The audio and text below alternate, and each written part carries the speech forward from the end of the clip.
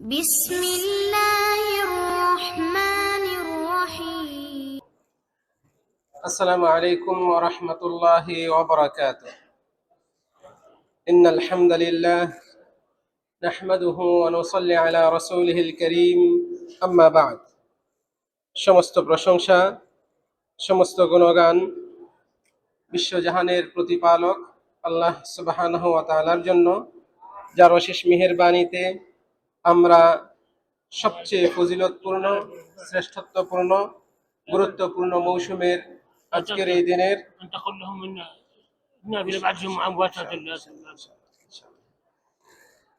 এই দিনের সবচেয়ে শ্রেষ্ঠতম ইবাদতটি জুমার সালাত আমরা আদায় করতে পেরেছি। আলহামদুলিল্লাহ, আমরা প্রশংসা করি সেই মহান রব্বুল আলামিনের, যিনি আমাদেরকে এই মহিমান্বিত মৌসুমের শ্রেষ্ঠ ইবাদতগুলো পালন করার তৌফিক প্রদান করেছেন। আলহামদুলিল্লাহ। অতঃপর দরুদ ও সালাম বর্ষণ হোক শেষ নবী, শ্রেষ্ঠ নবী মুহাম্মদ বিন আব্দুল্লাহ সাল্লাল্লাহু আলাইহি ওয়াসাল্লামের উপর। সম্মানিত বাংলাভাষী মুসলিম বৃন্দ, আমি আপনাদের সামনে আজকে মসজিদে নববীর মেম্বারে যে মহামূল্যবান খুতবা প্রদান করা হয়েছে, উক্ত খুতবার সংক্ষিপ্ত বঙ্গানুবাদ উপস্থাপন করব।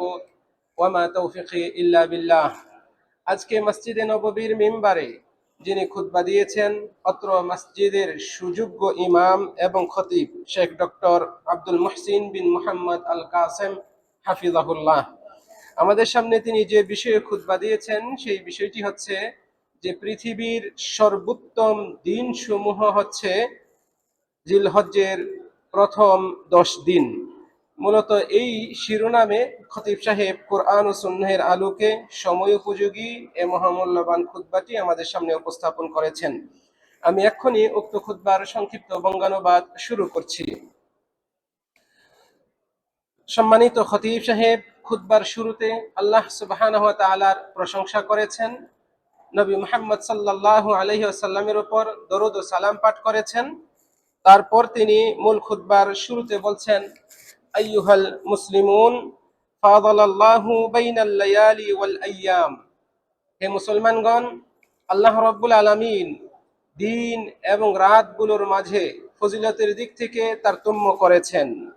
ওয়ামান্না আলা ইবাদিহি বিমাওয়াসিমিত তাআত, এবং তিনি তার বান্দাদেরকে সৎ কাজের বিশেষ বিশেষ ইবাদতের মৌসুম দান করে অনুগ্রহ করেছেন, যাতে করে মুমিনরা তাদের সম্মান মর্যাদাকে আরো বর্ধিত করতে পারে, আরো সমৃদ্ধ করতে পারে। এই সমস্ত ফজিলতপূর্ণ, অধিক ফজিলতপূর্ণ দিনগুলোর অন্যতম হচ্ছে জিলহজ্জের প্রথম 10টি দিন। আল্লাহ রাব্বুল আলামিন এই দিনগুলোকে, জিলহজ্জের এই প্রথম 10টি দিনকে মহা সম্মানিত করেছেন, এর সম্মানকে, এর মর্যাদাকে বৃদ্ধি করেছেন এবং এই দিনগুলোর কসমও করেছেন।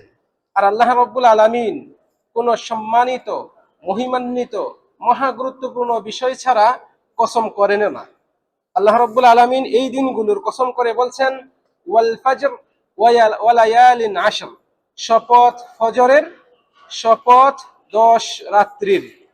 সকল মুহাদ্দিস এবং মুফাসসির একমত যে এখানে ওয়ালায়ালিন আশর এবং শপথ 10 রাত্রির, ওয়ালাইকুম আসসালাম, এই 10 রাত্রি দ্বারা আল্লাহ রাব্বুল আলামিন জিলহজ্জের এই প্রথম 10 দিন এইগুলোকে বুঝিয়েছেন।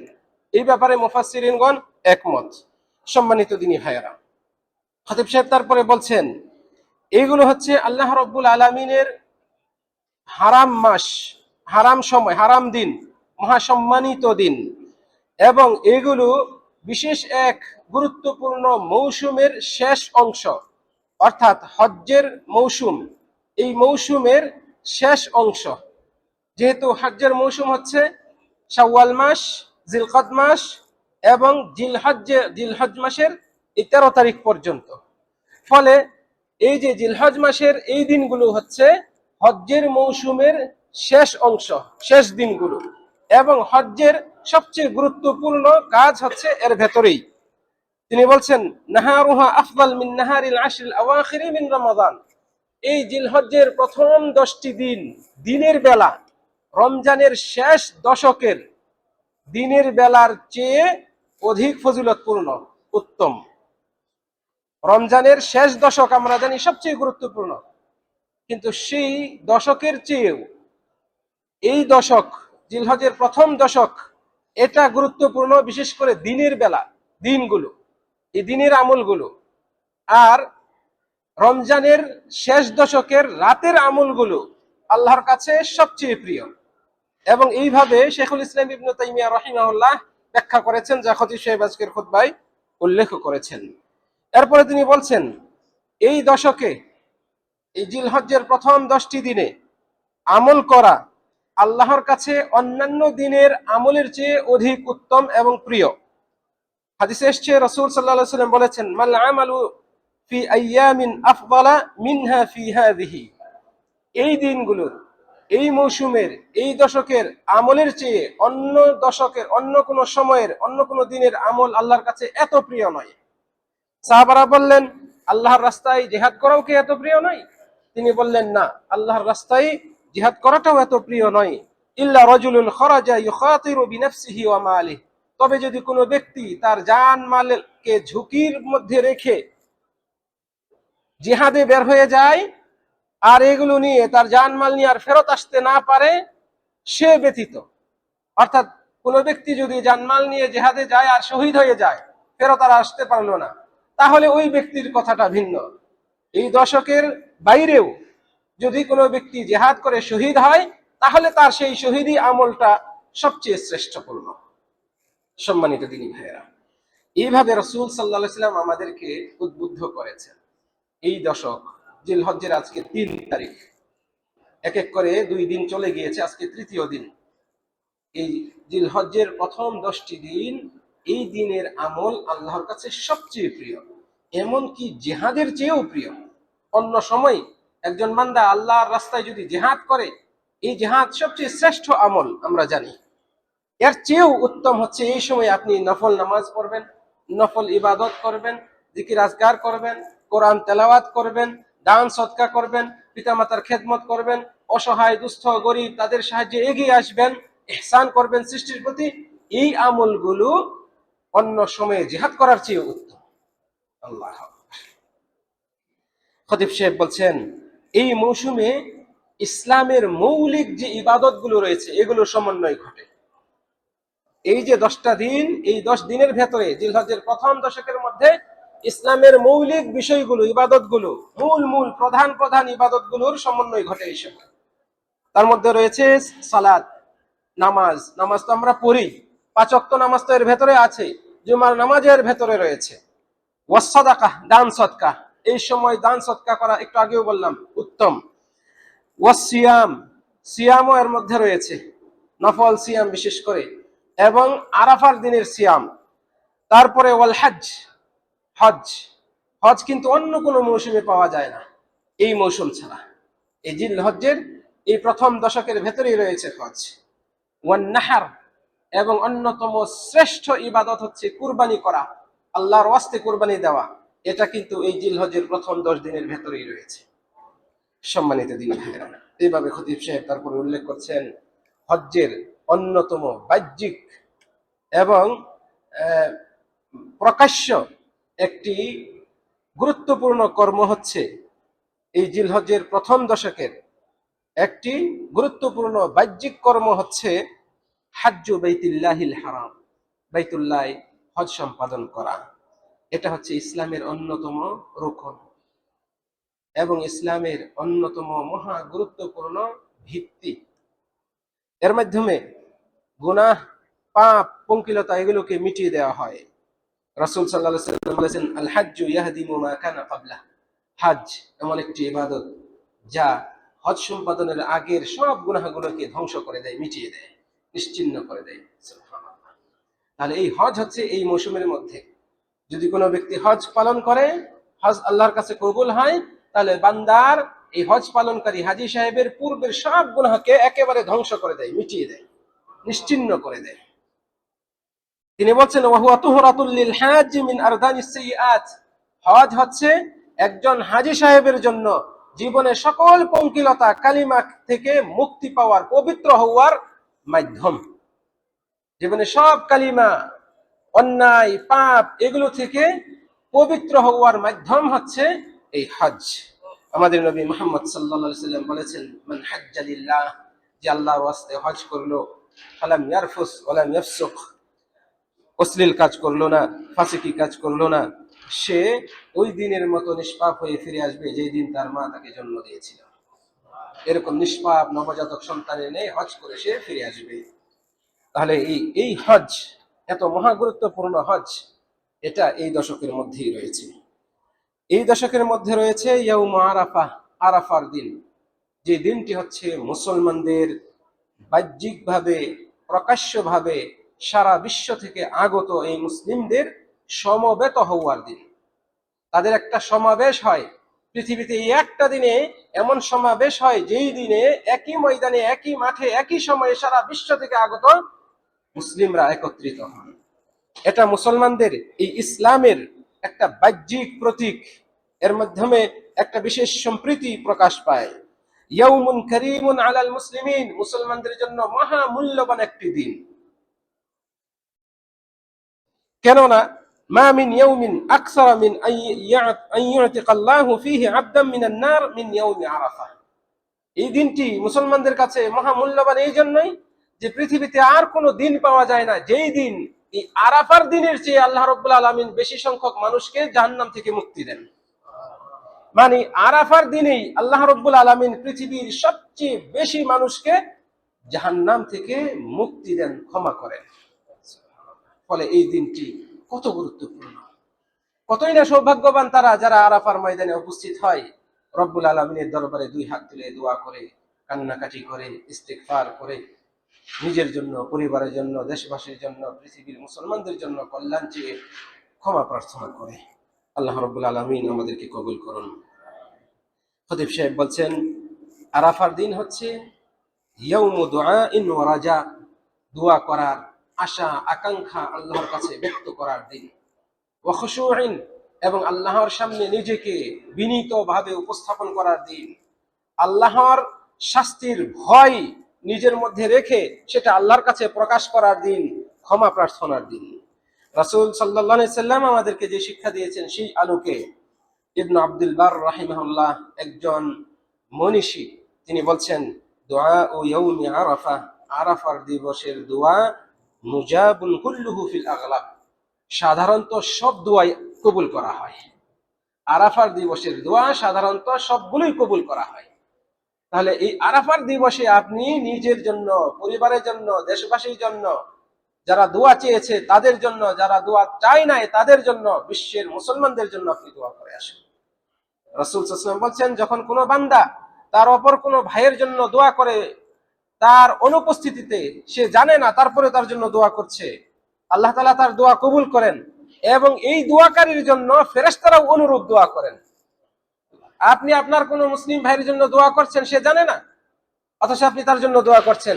আপনার সাথে ফেরেশতা রয়েছে, এই ফেরেশতা আপনার জন্য আল্লাহর কাছে দোয়া করে বলে, আল্লাহ আপনি এই দোয়াকারী বান্দাকেও অনুরূপ কিছু দেন। সেম ওই দোয়াটাই ফেরেশতারাও করে আপনার জন্য, আপনি যে দোয়াটা আপনি অপর মুসলমান ভাইয়ের জন্য করছেন। সম্মানিত দিনী ভাইরা, খতিব সাহেব বলছেন, এই দশকে রয়েছে মুসলমানদের অন্যতম ঈদের দিন, আনন্দের দিন, ইয়াউমুন নাহর, কুরবানির ঈদের দিন। এই দিনটি হচ্ছে আল্লাহর কাছে সবচেয়ে মহা গুরুত্বপূর্ণ দিন। এই দিনকে আল্লাহ রাব্বুল আলামিন অন্য সকল গুরুত্বপূর্ণ দিনের উপর প্রাধান্য দিয়েছেন। ওয়া হুয়া আফদালু আইয়ামিল মানাসিক ওয়া আযহারহা, এই দিনটি, এই কুরবানির দিনটি হাজী সাহেবদের হজ্জের সবচেয়ে বেশি কার্য সম্পাদন করার দিন, এবং এই দিনটি হজ্জের সবচেয়ে কাজ প্রকাশ পায় এই দিনটিতেই। ওয়া আকসারু শাআইরাল ইসলামি ফিহ, ইসলামের অনেক শিআর, নিদর্শন এই দিনে রয়েছে। জামারায় পাথর মারা সকালবেলায়, গতকালকের আলোচনায় আমরা শুনেছিলাম, অনেকে হয়তো উপস্থিত ছিলেন এখানে যারা রয়েছেন। এই দিনে সবচেয়ে বেশি কাজ হাজী সাহেবদের। প্রথম কাজ হচ্ছে সকালবেলায় মুজদালিফা থেকে রওনা দিয়ে যখন চলে আসব, সূর্য খাড়া হওয়ার আগে, মানে জোহর হওয়ার আগে আপনার পাথর মারা শেষ করতে হবে। এটা হলো সুন্নত সম্মত, যদি না উজর থাকে। এই প্রথম কাজ হচ্ছে পাথর মারা, এরপরে কুরবানি করা, তারপরে মাথার চুল কেটে মুন্ডন করে হালাল হয়ে যাওয়া, প্রাথমিক হালাল হওয়া, এরপরে গোসল করে পরিষ্কার পরিচ্ছন্ন হয়ে সুগন্ধি মাখিয়ে নিজের পছন্দের পোশাক পরিধান করে বাইতুল্লাহ গিয়ে ফরজ তওয়াফ করা, তওয়াফে জিয়ারা বা তওয়াফে ইফাজা করা, হজ্জের ফরজ তওয়াফ যেটা ছাড়া হজ হবে না এই কাজ করা, এরকম এইভাবে এই 4টা কাজ। তারপরে দুঃখিত, পাথর মারার পরে কুরবানি করার বিষয় রয়েছে। পাথর মারা, কুরবানি করা, মাথার চুল কাটা, ফরজ তওয়াফ, সাথে যাদের সাই রয়েছে বিশেষ করে তামাত্তু হাজিদেরকে অবশ্যই সাই করতে হবে। আর ইফরাদ হাজি এবং কিরান হাজিরা যদি তওয়াফে কুদুমের সাথে সাই করেন না থাকেন তাহলে তাদেরকে ওই সময় অবশ্যই সাই করতে হবে। এইভাবে আপনার এই দিনের কাজগুলো সম্পন্ন করা যায় তুলনামূলকভাবে অনেক বেশি, অন্য দিনে এত কাজ পাওয়া যায় না। সেই সাথে এই দিনের শেষে সন্ধ্যার পরে মিনায় গিয়ে রাত্রি যাপন করা, এই কাজগুলো রয়েছে এখানে এই দিনে। খতিব সাহেব মূলত এদিকেই ইঙ্গিত করেছেন। এই দিনটিকেই হজ্জের, এই যে কুরবানির দিন, এই দিনটিকেই হজ্জের বড় দিন বলা হয়। আকবরী হজ্জের দিন যে বলি আমরা, এই দিনকেই বলা হয় কুরবানির দিনকে। এটা আল্লাহ রাব্বুল আলামিন কোরআন মাজিদে উল্লেখ করেছেন। ওয়াআযানুম মিনাল্লাহি ওয়া রাসূলিহি ইলান নাসি ইয়াওমাল হজ্জিল আকবার, হজ্জের সবচেয়ে বড় দিন। রাসূল সাল্লাল্লাহু আলাইহি সাল্লাম এই দিনে জামারায় আসলেন পাথর নিক্ষেপ করার জন্য, এসে দাঁড়ালেন, দাঁড়িয়ে সাহাবীদেরকে বললেন, আইয়ু ইয়াউমিন হাদা, আজকের এই দিনটি কোন দিন? তারা বলল, আজকের দিন তো কুরবানির দিন। রাসূল সাল্লাল্লাহু আলাইহি ওয়াসাল্লাম বলেন, হাদা ইয়াউমুল হজ্জিল আকবার, এটা হচ্ছে বড় হজ্জের দিন। এই কুরবানির দিন হচ্ছে বড় হজ্জের দিন। সম্মানিত দিনী ভাইরা, এত গুরুত্বপূর্ণ এই দিনের আমলগুলো, এত প্রিয় আল্লাহর কাছে এই দিনের আমলগুলো, আমরা যারা হজ সম্পাদন করব নবীর সুন্নত অনুপাতে এই দিনের কাজগুলো পালন করার চেষ্টা করব। তবে যদি এই দিনের কাজগুলো আগে পরে হয়, সিরিয়ালে আগ পিছ হয়, তাতে কোনো সমস্যা নেই, তাতে কোনো সমস্যা নেই। মূলত এই দিনের কাজগুলো এই দিনের ভেতরে করার চেষ্টা করুন। যদি সম্ভব না হয় উযরের কারণে, বিশেষ করে তাওয়াফ, ফরজ তাওয়াফটি, এটা যদি একদিন পরে 2 দিন পরে আইয়ামে তাশরিকের ভেতরে যদি আপনি করে নেন, করতে পারেন। উযরের কারণে যদি দেরি হয় তাতে সমস্যা নেই। এরপরেও দেরি করা, আইয়ামে তাশরিক জিলহজ্জের 13 তারিখের পরে পর্যন্ত পিছিয়ে দেওয়া উযর ছাড়া, আলেমগণ বলছেন এটা জায়েজ নয়, উচিত নয়। তারপরে আইয়ামে তাশরিক হচ্ছে ঈদের দিনের পর আরো 3 দিন পর্যন্ত। ঈদের দিন তো 10 তারিখে হয়, জিলহজ্জের 10 তারিখ, 11, 12, 13, এই 3 দিনকেও বলা হয় আইয়ামে তাশরিক। উল্লেখ্য যে এই 3 দিন এগুলো রোজা রাখা যাবে না সাধারণ মানুষদের, সাধারণ যারা রয়েছে তাদের রোজা রাখাও নিষেধ এই দিনগুলো। রাসূল সাল্লাল্লাহু আলাইহি ওয়াসাল্লাম বলেন, আইয়ামুত তাশরিক আইয়ামু আকলিন ওয়া শুরবিন, এই দিনগুলো হচ্ছে খানা পিনার দিন।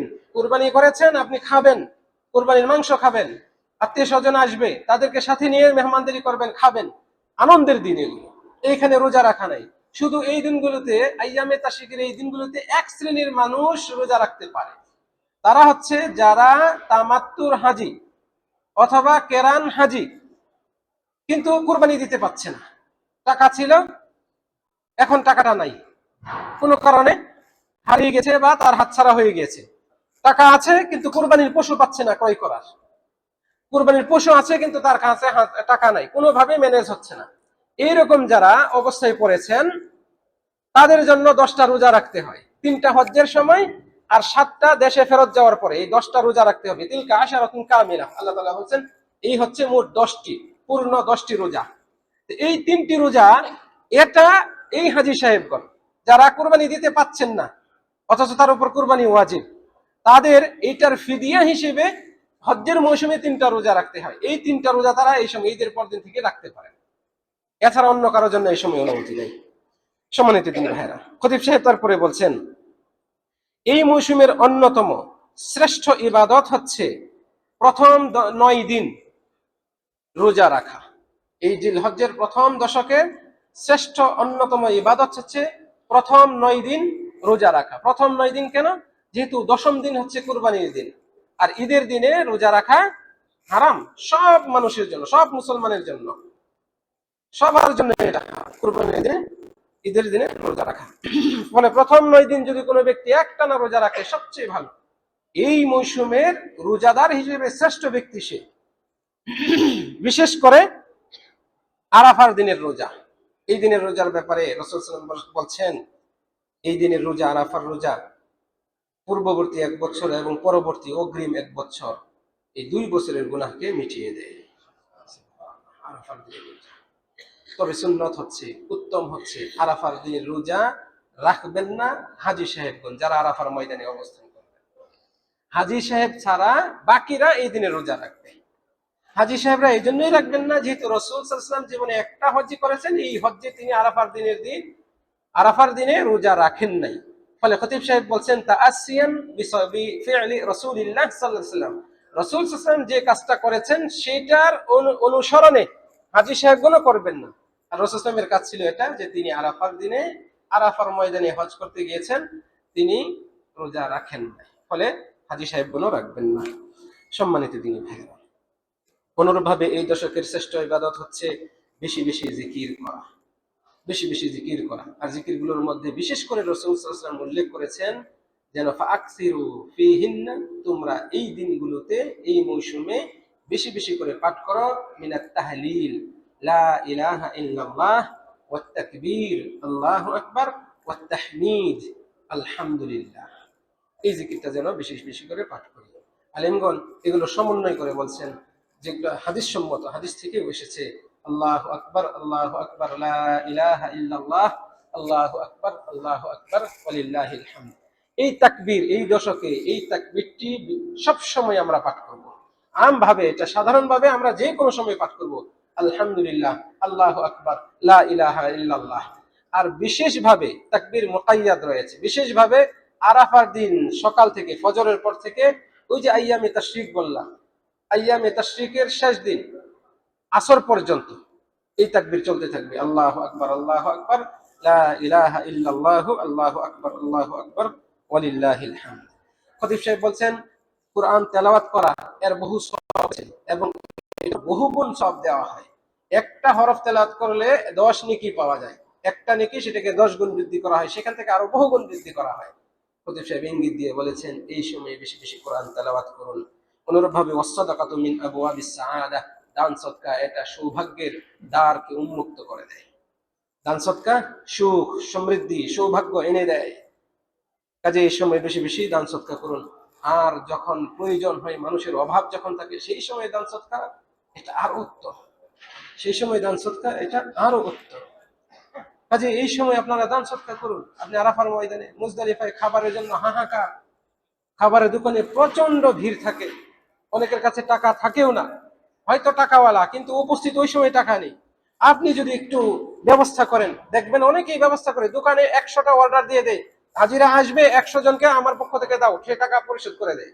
আপনার সামর্থ্য থাকলে আপনি দেন, আপনার সামর্থ্য থাকলে 1 প্যাকেট খেজুর নিয়ে আসেন, হাজিদেরকে দেন। আপনি কিছু পানি নিয়ে আসেন, ঠান্ডা পানি নিয়ে আসেন, দুপুরবেলা গরমের মধ্যে হাজিদের অন্তরটা, হৃদয়টা জুড়িয়ে যাবে পানি পান করে। আপনি ব্যবস্থা করেন, আপনার সাধ্যমতো খরচ করেন। যখন প্রয়োজন যেটার, সেটা আঞ্জাম দেওয়া তুলনামূলক অন্য সময়ের চেয়ে বেশি ফজিলতপূর্ণ।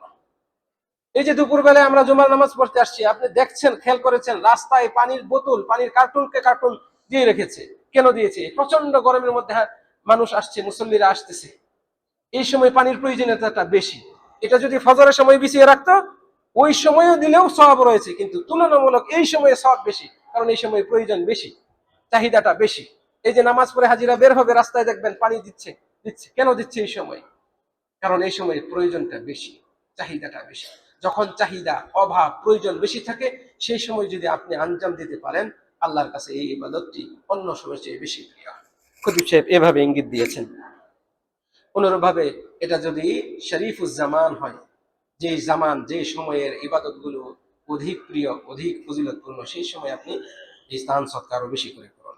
খতিব সাহেব তারপরে বলছেন এই মৌসুমে রয়েছে আইয়ামুন নাহর ওয়াত তাশরিক, কুরবানির দিনগুলো রয়েছে, আইয়ামে তাশরিক রয়েছে। এখানে আর্থিক এবং শারীরিক ইবাদত রয়েছে, ইবাদাতুন মালিয়াতুন বাদানিয়া, এই 2 রকমের ইবাদত রয়েছে, আর্থিক এবং শারীরিক। এইটাকে আল্লাহ রাব্বুল আলামিন, এই ইবাদতটাকে মানে এই কুরবানিটাকে আল্লাহ তাআলা সালাতের সাথে সংযুক্ত করে উল্লেখ করে বলেছেন ফাসাল্লি লিরাব্বিকা ওয়ানহার, কাজেই আপনি আপনার রবের জন্য সালাত আদায় করুন এবং কুরবানি করুন। মূলত এখানে কুরবানি রবের জন্য করুন, এই কথা বলার মাধ্যমে আল্লাহ রাব্বুল আলামিন ইঙ্গিত দিয়েছেন এই কুরবানি হতে হবে কেবল আল্লাহর সন্তুষ্টির জন্য, আল্লাহর ওয়াস্তে হতে হবে। লৌকিকতা, সুনাম অর্জন, বড় কুরবানি দিয়েছি, লক্ষ টাকা খরচ করে কুরবানি দিয়েছি, ফেসবুকে পোস্ট করতে হবে, গ্রামে প্রতিবেশী এত টাকা দিয়ে গরু কিনেছে, তার চেয়ে বড় গরু কিনতে হবে, নাহলে আমার মান যাই যায়, এগুলো কোনোটাই কবুল হবে না। এগুলো শুধু মাংস খাওয়া হবে, এগুলো প্রতিযোগিতামূলক কুরবানি, এগুলো লোক দেখানো কুরবানি, এগুলো বড় কুরবানি দাতা, বড় দাতা, অনেক টাকাওয়ালা, এইরকম সাজার জন্য, এইরকম সুনাম পাওয়ার জন্য কুরবানি দেওয়া। এগুলোর মাধ্যমে কেবল মাংসটাই খাওয়া হয়, এগুলোর রক্ত মাংস নিয়ত কোনোটাই আল্লাহর কাছে পৌঁছে না। আল্লাহ তাআলা এগুলো গ্রহণ করেন না। খতিব সাহেব মূলত এদিকেও ইঙ্গিত করেছেন। তিনি বলছেন, ওয়াকাদ হাসাল্লাহু আলাল ইখলাস ফিন নাহর, কুরবানির ক্ষেত্রে আল্লাহ রাব্বুল আলামিন ইখলাস অবলম্বন করার প্রতি উদ্বুদ্ধ করেছেন এই আয়াতের মাধ্যমে। ফাসাল্লি লিরাব্বিকা, আপনি আপনার রবের জন্য সালাত আদায় করুন, ওয়ানহার, এবং কুরবানি করুন। তাহলে রবের জন্য হতে হবে, মানে ইখলাসের সাথে হতে হবে, উদ্দেশ্য হতে হবে আল্লাহর সন্তুষ্টি। লা ফাখরা, গর্ব করা নয়, ওয়ালা রিয়া, মানুষকে দেখানোর উদ্দেশ্য নয়, ওয়ালা সুমআ, মানুষের কাছ থেকে সুনাম পাওয়া, ভালো কিছু বলবে এরকম শোনার জন্যও নয়, ওয়ালা মুজাররাদা আদা, অথবা একটা রীতি, সামাজিক রীতি। কুরবানির দিন আসলে, ঈদের দিন আসলে সবাই জবাই করে, আমি জবাই না করলে দেখতে খারাপ দেখা যায়, পরিবার মাংস খাবে না, পরে আশপাশের মানুষগুলো তাজা মাংস খাবে, এই যে একটা রীতি মনে করে যদি কেউ কুরবানি করে, পশু জবাই করে, এটা শুধু পশু জবাই করা হবে, মাংস খাওয়া হবে, এটা কুরবানি হবে না। ফলে এটা আদাত না, এটা রীতি, সামাজিক রীতি হিসেবেও না। মুসলমানরা ঈদের দিন কুরবানি দেয় সামাজিক রীতি হিসেবে নয়, বরং ইসলামের একটা বিধান, ইসলামের একটা শিয়ার, নিদর্শন, রব্বুল আলামিনের সন্তুষ্টির জন্য তারা কুরবানি দিয়ে থাকে। ফলে এই উদ্দেশ্যে যারা দিবে তাদের কুরবানি আল্লাহর কাছে পৌঁছবে। আল্লাহ রাব্বুল আলামিন বলছেন, লা ইয়ানালাল্লাহু লুহুমুহা ওয়ালা দিমাউহা ওয়ালাকিন ইয়ানালুহু তাকওয়া মিনকুম, তোমরা যে কুরবানি দাও এই কুরবানির মাংস আল্লাহর কাছে পৌঁছে না। লা ইয়ানালাল্লাহ, আল্লাহর কাছে পৌঁছে না, লুহুমুহা, এর মাংস, ওয়ালা দিমাউহা, এর রক্ত, এই কুরবানির পশুর মাংস রক্ত এটা তো আল্লাহ তাআলা নেন না। ওয়ালাকিন ইয়ানালুহু তাকওয়া মিনকুম, আল্লাহর কাছে পৌঁছে আল্লাহ নেন তোমাদের তাকওয়া, কোন নিয়তে কুরবানি দিচ্ছ ওই নিয়তটা আল্লাহ তাআলা গ্রহণ করেন। আল্লাহ। সম্মানিত দিনী ভাইয়েরা, এভাবে খতিব সাহেব আজকের খুতবার প্রায় শেষের দিকে এসে, প্রথম খুতবার শেষ দিকে তিনি এসেছেন, বলছেন, ও আফজালুল আযাহি, কুরবানির মধ্যে সবচেয়ে উত্তম কুরবানি হচ্ছে যেই কুরবানির পশুর মূল্য বেশি এবং যেই পশুটা মানে ভালো। ফলে কুরবানি দাতা সাধ্য মতো চেষ্টা করবেন দামি এবং ভালো মানের কুরবানি দেওয়ার জন্য, কিন্তু এটা নিয়ে মানুষের সামনে গর্ব করার জন্য নয়। এদিকে রাসূল সাল্লাল্লাহু আলাইহি ওয়াসাল্লাম আমাদেরকে উদ্বুদ্ধ করেছেন। তারপর একটা ছাগল, এটা একটা ব্যক্তি এবং তার পরিবারের পক্ষ থেকে যথেষ্ট হয়ে যাবে, এটা হলো ন্যূনতম। এর বড় সাধ্য মতো গরু, উট, যে যতটা দিতে পারে, কেউ যদি একটার বেশি দেয় তার সাধ্য মতো, তাতেও কোনো সমস্যা নেই, বরং উত্তম। খতিব সাহেব বলছেন, যে ব্যক্তি কুরবানি দিতে চায় সে যেন এই জিলহজ্জের চাঁদ ওঠার পর থেকে চুল, নখ, এগুলো কোনো কিছুই না কাটে। কোনো ব্যক্তি যদি জিলহজ শুরু হওয়ার পরে পরবর্তীতে 2-3 দিন, 4-5 দিন যাওয়ার পরে আর নিয়ত করে কুরবানি করবে, তাহলে যেই দিন থেকে সেই নিয়ত করেছে সেই দিন থেকেই যেন চুল, নখ কাটা বন্ধ রাখে। এটা আমরা ইতিপূর্বেও জেনেছি। প্রিয় দিনী ভাইরা, খতিব সাহেব একেবারে শেষ পর্যায়ে বলছেন, পরিশেষে হে মুসলমানগণ, আল্লাহ রাব্বুল আলামিনের বিশেষ দয়া, ইহসান তার বান্দাদের উপর, যে এই মৌসুমটাকে যারা হজ পালন করতে আসছেন এবং যারা হজ পালন করতে পারবেন না, সাধারণ মানুষ যারা হজ করছেন না, উভয়ের জন্য সৎ আমলের একটা অংশীদারিত্বমূলক অংশ এখানে রেখেছেন। মানে যারা হাজি তারাও এই সময়ে ভালো আমল করবে, সৎ আমল করবে, যারা হাজি না তারাও এই সময়ে সৎ আমল করবে। এই মৌসুমটাকে উভয়ের জন্য মানে শেয়ারে রেখেছেন। উভয় শ্রেণীর মানুষই অংশগ্রহণ করতে পারে এই মৌসুমের শ্রেষ্ঠ সৎ আমলগুলোতে। ফলে হাজী সাহেবগণ কুরবানি দিবেন হজ্জের কুরবানি হিসেবে, সাধারণ মানুষ কুরবানি দিবেন ঈদের দিনের কুরবানি হিসেবে যাদের সাধ্য রয়েছে। হাজী সাহেবগণ আরাফার ময়দানে অবস্থান করবেন, আল্লাহর কাছে দোয়া জিকির আজকার করবেন, আর যারা হাজী নয় তারা এই দিনে রোজা রাখবেন। চিন্তা করেছেন কিভাবে কত সুন্দর মিল রয়েছে? হাজী সাহেবগণ ইহরাম অবস্থায় রয়েছেন, চুল, নখ কাটবেন না, কিন্তু যারা কুরবানি দিবেন হাজী সাহেব নয় তারাও কিন্তু এই চুল, নখ না কেটে হাজিদের সাথে মিল রাখতে পারছেন। এভাবে বহু আমলের মিল রয়েছে এই মৌসুমে, হাজি এবং গাইরে হাজিদের বহু আমলে মিল রয়েছে। এটা আল্লাহ রাব্বুল আলামিনের বিশেষ দয়া তার সকল বান্দাদের উপর। যারা হজ করতে পারছেন না তারা যেন মনক্ষুণ্ণ না হন, তাদের জন্য আল্লাহ তাআলা এমন ব্যবস্থা রেখেছেন। রাসূল সাল্লাল্লাহু আলাইহি ওয়াসাল্লাম বলেছেন, যে ব্যক্তি ফজরের নামাজ জামাতের সাথে আদায় করে, তারপরে মসজিদে ওই মুসল্লাতেই বসে থাকে, জিকির আজকার করতে করতে করতে সূর্য উঠে যায়, এরপরে 2 রাকাত নামাজ পড়ে, সেই ব্যক্তি এই যে আমলটা করলো, ফজরের পরে বসে থেকে জিকির আজকার করে মুসল্লাতেই থেকে তারপরে ইশরাকের সময় হলে 2 রাকাত নামাজ পড়লো, সেই ব্যক্তি একটা হজ ও উমরার সওয়াব পাবে। তিরমিজি শরীফের হাদিসে আসছে, রাসূল সাল্লাল্লাহু আলাইহি ওয়াসাল্লাম বলছেন, তাম্মাতান তাম্মাতান তাম্মাতান, একেবারে পরিপূর্ণ পরিপূর্ণ পরিপূর্ণ হজ উমরার সওয়াব পাবে। তাহলে আপনি হজ করতে যেতে পারেন নাই, কিন্তু পরিপূর্ণ হজ্জের সওয়াব অর্জন করতে পারেন এই আমলটা করার মাধ্যমে। আল্লাহ আল্লাহ রাব্বুল আলামিন আমাদেরকে তৌফিক দান করুন। সম্মানিত দিনী ভাইরা, খতিব সাহেব তারপরে বলছেন, একজন হাজী সাহেব তিনি যেমন এই শ্রেষ্ঠ সময়ে শ্রেষ্ঠত্ব অর্জন করতে পারেন, অনুরূপভাবে শ্রেষ্ঠ স্থানেরও তিনি সাক্ষাৎ লাভ করতে পারেন। আর সেই শ্রেষ্ঠ স্থান হচ্ছে মক্কা মুকাররমা।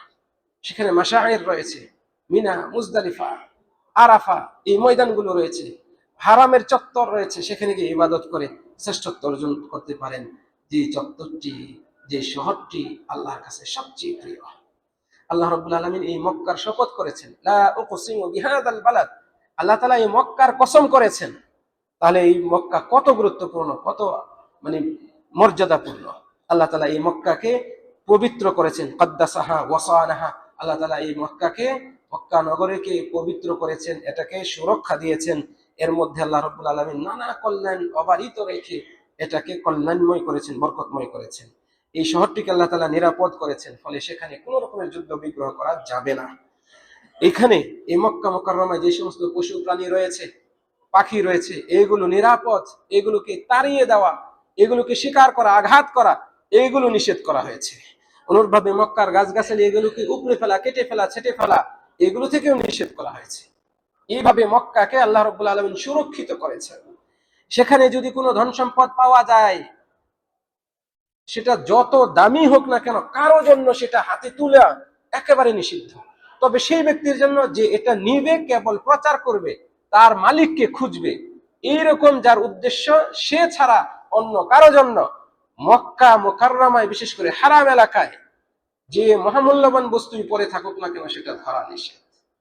কাজে সেখানে স্বর্ণের আংটি একটা পরে আছে, গলার চেইন পরে আছে, ভিড়ের মধ্যে ছিঁড়ে যেতে পারে, হাত থেকে ভেঙে পড়ে যেতে পারে, মোবাইলটা পড়ে যেতে পারে, পকেট থেকে টাকা মানি ব্যাগটা পড়ে যেতে পারে। আপনি দেখে সেখান থেকে নিয়ে নেবেন, সরিয়ে নেবেন, গনিমত মনে করবেন, অসম্ভব। মক্কাকে আল্লাহ রাব্বুল আলামিন এই সম্মান দান করেছেন যে সেখানে যত দামি জিনিসই পড়ে থাকুক, কারোর জন্য সেটা তোলা জায়েজ নয়। কেবল সেই ব্যক্তির জন্য যে এটা প্রচার করবে, মালিককে ফিরিয়ে দেওয়ার জন্য আপ্রাণ চেষ্টা করবে। সংশ্লিষ্ট নিরাপত্তা কর্মী বা বাহিনী বা সংস্থা রয়েছে, যেখানে হারানো জিনিস গচ্ছিত রাখা হয়, হারিয়ে গেছে তারা গিয়ে খোঁজ খবর নেই, ওই রকম অফিসে জমা দেওয়ার জন্য তোলা যেতে পারে, নচেত অনুমতি নাই। এই কথাগুলো খতিব সাহেব এখানে উল্লেখ করেছেন। মক্কা মুকাররমার দিকে রাসূল সাল্লাল্লাহু আলাইহি ওয়াসাল্লাম একবার তাকালেন, তাকিয়ে বলছেন, খতিব সাহেব উল্লেখ করছেন এই হাদিসটি, নাযারা ইলাইহান নবী সাল্লাল্লাহু আলাইহি ওয়াসাল্লাম, মক্কার দিকে রাসূল সাল্লাল্লাহু আলাইহি ওয়াসাল্লাম তাকালেন এবং বললেন, ওয়াল্লাহি ইন্নাকা লাখাইরু আরদিল্লাহ, আল্লাহর শপথ করে বলছি, হে মক্কা, তুমি হচ্ছে আল্লাহর কাছে সবচেয়ে উত্তম ফজিলতপূর্ণ ভূখণ্ড। ও আহাব্বু আরদিল্লাহ ইলাল্লাহ, আল্লাহর কাছে, আল্লাহর জমিনের মধ্যে সবচেয়ে প্রিয় জমিন হচ্ছে তুমি। মক্কাকে উদ্দেশ্য করে আল্লাহ রাব্বুল আলামিনের নবী মুহাম্মদ সাল্লাল্লাহু আলাইহি ওয়াসাল্লাম এই কথা বলেছেন। তাহলে সেই মক্কায় হাজী সাহেবগণ যাচ্ছেন ইবাদত পালন করার জন্য এবং শ্রেষ্ঠ মৌসুমে যাচ্ছেন। এই হাজী সাহেবদের, যাদেরকে আল্লাহর মেহমান বলা হয়েছে, তাদের সম্মান কত বেশি। আল্লাহ রাব্বুল আলামিন আমাদেরকে তৌফিক দান করুন। খতিব সাহেব খুতবার একেবারে শেষ পর্যায়ে বলছেন, ওয়াল হাজ্জুল মুওয়াফফাক, প্রকৃতপক্ষে সফল হাজী সাহেব সেই, যিনি হজ্জের সময় এই মৌসুমটাকে সৎ কাজের মাধ্যমে মূল্যায়ন করেছেন। মান আম্মারা, যিনি আবাদ করেছেন, ওয়াক্তাহু ফিহা, এই মৌসুমের এবং ওই মক্কার অবস্থানকালীন সময়ের সময়গুলোকে, বিত্তাআত, আনুগত্যমূলক সৎ কাজগুলো করার মাধ্যমে, ওয়াতাআররাদা ফিহা লিনাফাহাতির রহমাত, এবং আল্লাহ রাব্বুল আলামিনের দয়া অনুগ্রহের সুবাতাস গ্রহণের জন্য নিজেকে উপস্থাপন করতে পেরেছে যে ব্যক্তি, সেই হাজী সাহেবই হচ্ছেন সৌভাগ্যবান সফল হাজী। ওয়া শাকারা ফিহা রাব্বাহু আলা নিআমিল মুতাওয়ালিয়াত, এবং আল্লাহ রাব্বুল আলামিনের যে অনবরত একের পর এক দয়া অনুগ্রহ নিয়ামত অবারিত আল্লাহ তাআলা রেখেছেন, এগুলোর জন্য যে আল্লাহর যথাযথভাবে শুকরিয়া আদায় করতে পেরেছে, সেই হাজী সাহেবই শ্রেষ্ঠ হাজী, সৌভাগ্যবান হাজী। ওয়াদাআ লিল কাইমিনা আলা খিদমাতিল হাজিজি ওয়াল মুতামিরিন, হজ উমরা পালনকারীদের খেদমতে সুষ্ঠু আঞ্জাম দেওয়ার জন্য যারা প্রচেষ্টা চালাচ্ছেন, তাদের জন্য যারা দোয়া করে, ওই হাজী সাহেবগুলো সফল হাজী। যেহেতু যে মানুষের শুকরিয়া আদায় করে, সে আল্লাহরও শুকরিয়া আদায় করে। যে সমস্ত কর্মীরা এই হজ্জের প্রান্তরে প্রত্যেকটা ময়দানে, প্রত্যেকটা অলিগলিতে আপনাদের হাজী সাহেবদের নিরাপত্তার জন্য, সুবিধার জন্য হাড় ভাঙ্গা পরিশ্রম করছেন, রাত দিন 24 ঘন্টা পরিশ্রম করছেন, তাদের প্রতি আপনি যদি শুকরিয়া না আদায় করেন, তাদের জন্য যদি আল্লাহর কাছে দোয়া না করেন, তাহলে তো আপনি আল্লাহরও শুকরিয়া আদায় করলেন না। রাসূল সাল্লাল্লাহু আলাইহি ওয়াসাল্লাম বলেন, লা ইয়াশকুরিল্লাহ মান লা ইয়াশকুরিন নাস, যে মানুষের শুকরিয়া আদায় করে না, সে তো আল্লাহরও শুকরিয়া আদায় করে না। যারা আপনার এই কাজটাকে সুন্দরভাবে সুচারুরূপে করার জন্য, সহজগম্য করার জন্য প্রচেষ্টা চালাচ্ছে, তাদের জন্য আমাদের শুকরিয়া আদায় করতে হবে, তাদের জন্য আল্লাহর দরবারে দোয়া করতে হবে। এই দিকে খতিব সাহেব ইঙ্গিত করে আজকের খুতবার প্রথম অংশ শেষ করেছেন। খুতবার দ্বিতীয় অংশে একেবারে সংক্ষিপ্তভাবে তিনি দুটা কথা বলেছেন। তিনি বলছেন, হে মুসলমানগণ, মানুষ তারা একেবারে দ্রুত গতিতে আল্লাহর দিকে ধাবমান হচ্ছে। এই ধাবমান হওয়ার সীমা, বিরতি স্থান হচ্ছে হয় জান্নাত অথবা জাহান্নাম। মানুষ আল্লাহর দিকে যাচ্ছে, আমার দিন ফুরাচ্ছে, বয়স বাড়ছে, মানে ধীরে ধীরে আমি আল্লাহর দিকে অগ্রসর হচ্ছি। আর আল্লাহর দিকে অগ্রসর হওয়া মানে সেখানে আপনার হয় জাহান্নাম আছে, না হয় জান্নাত রয়েছে। প্রত্যেক সময় খতিব সাহেব বলছেন, প্রত্যেকটা মুহূর্ত একজন ব্যক্তির যা তাকে আল্লাহর নিকটবর্তী করে না, তা আল্লাহ থেকে দূরে সরিয়ে দেয়। কত গুরুত্বপূর্ণ কথা চিন্তা করে দেখেন। খতিব সাহেব বলছেন, একজন মানুষের জীবনে প্রত্যেকটা মুহূর্ত যা আল্লাহর নৈকট্য এনে দেয় না, আল্লাহর নিকটবর্তী করে না, সেটা আল্লাহ থেকে দূরেই সরিয়ে দেয়। তাহলে প্রত্যেকটা মুহূর্ত এমন কাজ করতে হবে যে কাজের মাধ্যমে আল্লাহর নৈকট্য অর্জন করা যায়, আল্লাহ পছন্দ করেন। নচেত ওই সময়গুলো আল্লাহর পথ থেকে আমাকে দূরেই সরিয়ে দেবে। আল্লাহ তাআলা আমাদেরকে হেফাজত করুন। খতিব সাহেব তারপরে বলছেন, কাজেই হাজী সাহেবগণ, আপনারা এবং যারা হাজী নন তারা সকলেই এই ইবাদতের মৌসুমটাকে গুরুত্ব দিন, মূল্যায়ন করুন। এই মৌসুমটি চলে যাওয়ার আগে আপনারা অন্যায় পাপাচার করা থেকে, পাপাচারে লিপ্ত হওয়া থেকে সর্বোচ্চ সতর্ক থাকুন। কেননা অন্যায় ও পাপাচারে লিপ্ত হলে আল্লাহ তাআলার সম্মানে, আত্মসম্মানে লাগে। খতিব সাহেব বলছেন, বান্দারা যদি অন্যায় পাপে লিপ্ত হয়, তাহলে এই কারণে আল্লাহর আত্মসম্মানে, আল্লাহর গয়রাতে লাগে, আঘাত লাগে। হাদিসে এসেছে, রাসূল সাল্লাল্লাহু আলাইহি ওয়াসাল্লাম বলছেন, ইন্নাল্লাহা ইয়াগাত, নিশ্চয়ই আল্লাহ তাআলা আত্মসম্মান বোধ সম্পন্ন। ওয়া গায়রাতুল্লাহ, আর আল্লাহর আত্মসম্মানে আঘাত লাগে কিভাবে? আইয়াতিয়াল মুমিনু মা হারামাল্লাহ, মুমিন ব্যক্তি এমন কিছুতে জড়িত হবে যেগুলো আল্লাহ তাআলা নিষেধ করেছেন, হারাম করেছেন।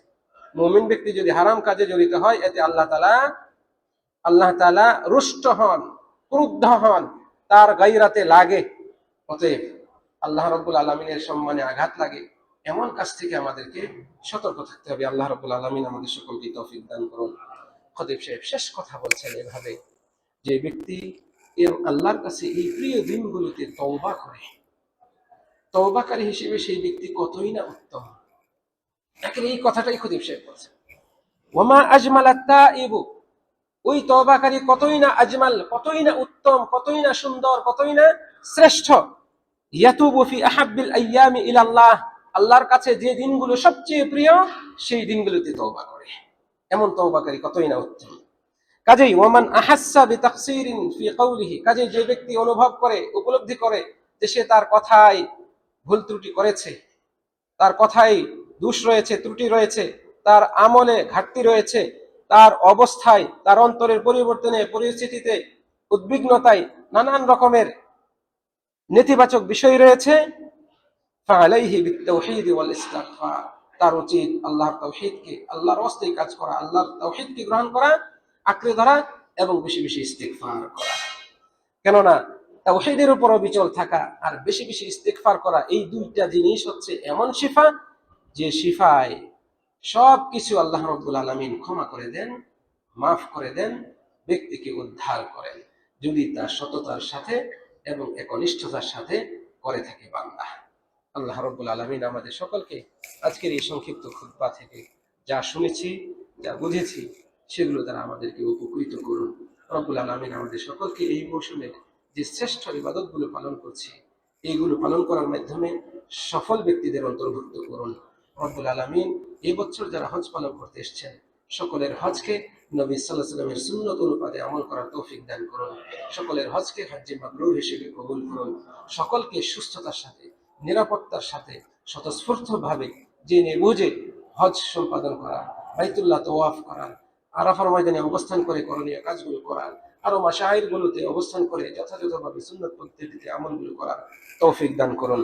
যারা হজ করতে পারবেন না, তারা এই সময়ে যে সমস্ত শ্রেষ্ঠ আমলগুলো রয়েছে, আল্লাহ রাব্বুল আলামিন তাদের সকলকে সেই আমলগুলো করার তৌফিক দান করুন।